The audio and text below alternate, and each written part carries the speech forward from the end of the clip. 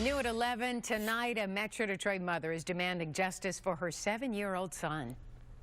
And every time I open up this file, I get disgusted. I get sick to my stomach. I just feel like my son was led to the wolves. A little boy was sent to a child treatment center to get help, but his family says instead he was neglected and harmed. Our Andrea Isom spoke with his mom, who is in a position she would not wish on any parent. Andrea? Protecting your children, right? That is all parents want to do. But this mother says the people she trusted to take care of her son allowed him to be abused instead. Fire setting, animal cruelty, urination, feces, weapons, threats. Were you scared?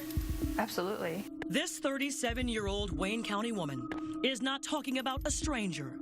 She is talking about her 7-year-old son. We knew we were in it for the long haul.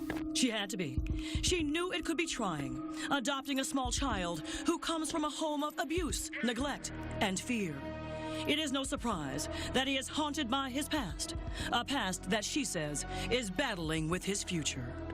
At the recommendation of her son's therapist, in 2015, at the age of 7, he was forced to live away from his family, away from his home in Wayne County, to live here in Flint. Whaley's Children's Center, also known as Mott Children's Residence, is where he was to receive round-the-clock treatment. We expected him to get more help, 24-hour care that maybe we couldn't necessarily provide to keep the family safe and him, and also just the psychiatric aspect that he needed.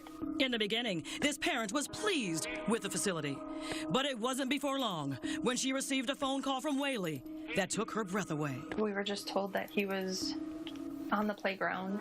My son went and told staff that another resident did some inappropriate things to him. She was stunned, shocked, and somewhat numb.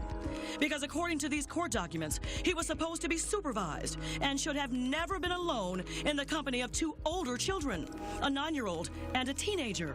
Bradley Perry is the family attorney. One of the staff members was probably 50 yards to 100 yards away, not supervising, and which led to my client being sexually victimized by the 15-year-old. Not to be able to protect your child or stand up for your child, and you entrust them in the care of somebody else, and then this happens.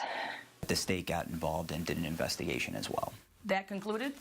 That concluded that basically there was violations that were established as it related to child care institutions at Whaley's Children's Center. A civil lawsuit has been filed against the employee who was assigned to watch over her son, and against Whaley Children's Center as well. These things shouldn't happen, and they should be held responsible. Management at Whaley turned down an on-camera interview. They issued a statement, which reads, "Our policy does not allow us to comment on active litigation.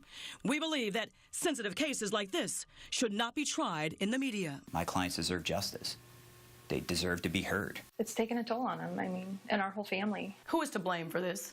Whaley's Children's Center, absolutely. And we're certain here that this has happened before. We poured through stacks of special investigation reports conducted by the State of Michigan Department of Licensing and Regulatory Services to see if that is true.